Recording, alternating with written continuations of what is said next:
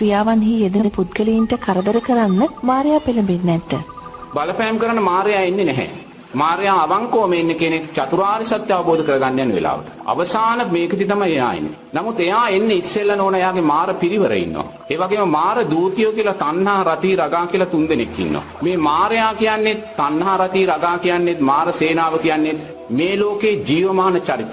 අද මේ වර්තමාන රටේ ජනාධිපති කෙනෙක් ඉන්නවා කියන්නේ ජීවමාන චරිතයක් වගේම මාරයා කියන්නේ ජීවමාන චරිතයක්, සංකල්පයක් නෙමෙයි. මාර දූතියන් කියන්නේ ජීවමාන චරිත 3ක්. මාර පිරිවර කියන්නේ ජීවමාන චරිතයක්මයි. දැන් අපි දන්නේ එක්තරා ස්වාමින්වහන්සේ කෙනෙක් උතුම් සමාධියෙන් පසු වෙනකොට උන්වහන්සේ දැන් රාත්‍රී 10ට විතර ඇති කියලා ඒ ස්වාමින්වහන්සේ වෙලාව කියන්නේ උන්වහන්සේ සමාධියෙන් පසු වෙනකොට උන්වහන්සේට මීටර් 100ක් විතර ඉස්සරහයි. තේනවද? එක පාට කුළුමීහරක් රංචුවක් පහළ වෙලා තියෙනවා. කුළුමීහරක්. මේ කුළුමීහරක් වල නහයෙන් දුම් විදගෙන වේගයෙන් ස්වාමීන් වහන්සේ ඉස්සරහට හබා ඇවිල්ලා තියෙනවා. තේරෙනවද? දැන් ස්වාමීන් වහන්සේ සමාධියෙන් පසු වෙන්නේ. සමාධිය තුල ස්වාමීන් වහන්සේලාට වියක් සකස් වෙන්නේ නැහැ. ඒක සමාධියේ හේතුඵල ධර්මයක්. දැන් මේ කුළුමීහරක් කර වේගයෙන් ස්වාමීන් වහන්සේ ඉස්සරහට හබා ඇවිල්ලා ස්වාමීන් වහන්සේට මීටර් 2-3ක් තියලා දකුණු පැත්තට හැරලා පලා ගිහිල්ලා තියෙනවා. දැන් ඒගොල්ලෝ ආපු වේගයෙන්ම දකුණු පැත්තට හැරලා මොකද ඒගොල්ලන් ඉස්සරහට එන්න බෑ. ඒක තමයි ධර්මයේ ශක්තිය. ස්වාමීන් වහන්සේගේ ශක්තියක් නෙමෙයි, මේක ධර්මයේ සමාධියේ ශක්තිය. මේ කුළුමීමහර පැනලා යද්දිම අර ස්වාමීන් වහන්සේට පේනවලු අර කුළුමීමහර පහළ වෙච්ච තැන එක තනි සද්දන්ත කුළුමීමක් පහළ වෙනවා. තනි සද්දන්ත. එයා අඩි 7ක් විතර උසයි කියලා ස්වාමීන් වහන්සේ කියන්නේ. එයාගේ මුළු ඇඟම මේ වෙල්වට් එකක් වගේ. දහස්කර සිවුරු තියෙන පුංචි පුංචි කොටු තියෙන. ඒ පුංචි පුංචි කොටු තියෙන දහස්කර සිවුරක් වෙල්වට් රෙද්දෙන් වගේ හැදිලා ග්‍රීස් පැහැයක් ගන්නවා. දිලිසෙනවා යාගේ. එයාගේ මේ ඉස්සරහා නායට මේ ලොකු රත්තරන් වලල්ලක් දාලා තියෙනවා කියනවා. තේරෙනවද? එහෙම දාපු අර එකපාරට පහළ වුණ මේ සද්දන්ත කුළුමීම අර වගේම දුම් පිඹගෙන ස්වාමීන් වහන්සේ ඉස්සරහට ඇවිල්ලා තියෙනවා. නමුත් ඒ එද්දිත් එයාත් අර වගේම මීටර් 2ක් තියලා හැරිලා පැනලා ගිහලා තිනවා. දැන් ඊට පස්සේ තමයි ස්වාමීන් වහන්සේ තමන්ගේ ප්‍රඥාවෙන් මේක බලන්නේ ගලපලා මොකක්ද මේ උනේ කියලා. ඒතකොට මේ ඉස්සෙල්ලාම ඉන්නේ මාර සේනාව. තේරෙනවද? මාරයාගේ පිරිවරයි. දැන් මාර පිරිවර ඇවිල්ලා මාර පිරිවර බයේ පැනලා දුවනකොට අන්න අතෙන්ට මාරයා තමයි එයා. ඒතකොට මාරයා කියන කෙනාට මාර පිරිවරට ඕනෑම වේශයක් ගන්න පුළුවන් ඕන.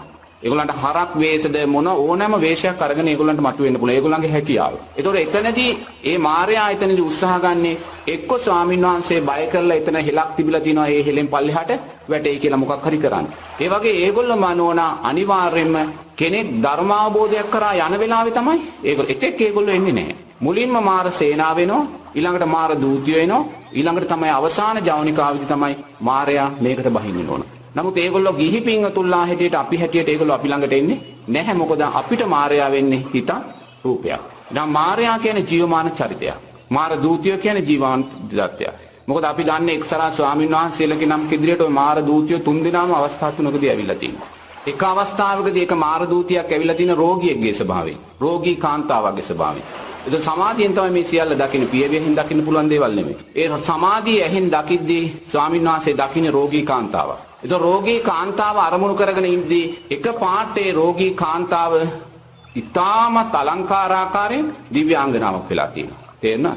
ඒ දිව්‍යාංගනාවක් වෙලා තින්නේ හුඟක් මේ අඩනිරුවත් ස්වභාවයෙන් එයාට ඒ මතුවෙන්නේ. මොකද එයා හදන්නේ ස්වාමීන් වහන්සේ තුළ කාමයේ සකස් කරන්න. කාමයේ සකස් කරන්න.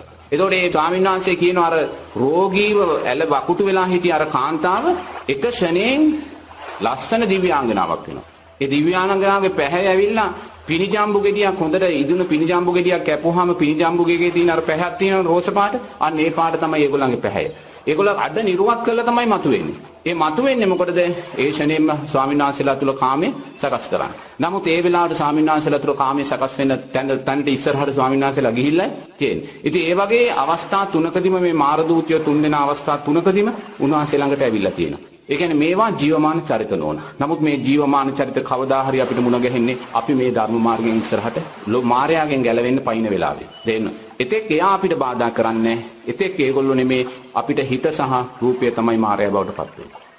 කරු ස්වාමීන් වහන්සේ සමහරු කියනවා අපි කොච්චර හොඳ වැඩ කරත් අපිට සැනසීමක් නැහැ. හොඳ වැඩ කරන්න අපිට කරදර වැඩි. ඒ වගේ අවස්ථාවක ක්‍රියාත්මක වෙන ස්වාමීන් වහන්සේ මේ කියන ඒක අපේ අකුසල් විපාක. තේරෙනවද? දැන් අපි කියමු හොඳ වැඩ කරනවා කියලා. හොඳ වැඩ කරනවා කියලා අපිට මේ ප්‍රසාදය ලැබෙන්නේ සම්‍යක් දෘෂ්ටික බලවේගවල ඉන්නේ මේ අපි එතන ලොකු රැවටීමක ඉන්නේ. දැන් ඒක මිත්‍යා ජීවෙන් ජීවත් වෙන කණ්ඩායමක් ඉන්නවා. මිත්‍යා ජීව කියන දන්නවනේ. මිත්‍යා ජීව කියන්නේ එක්ක මත්පැන් විකුණනවා, එක්ක මේ වස විස විකුණනවා, එක්ක මස් මාංශ විකුණනවා, එක්ක අහල් වෙළඳාම කරන ඔය පැත්ත.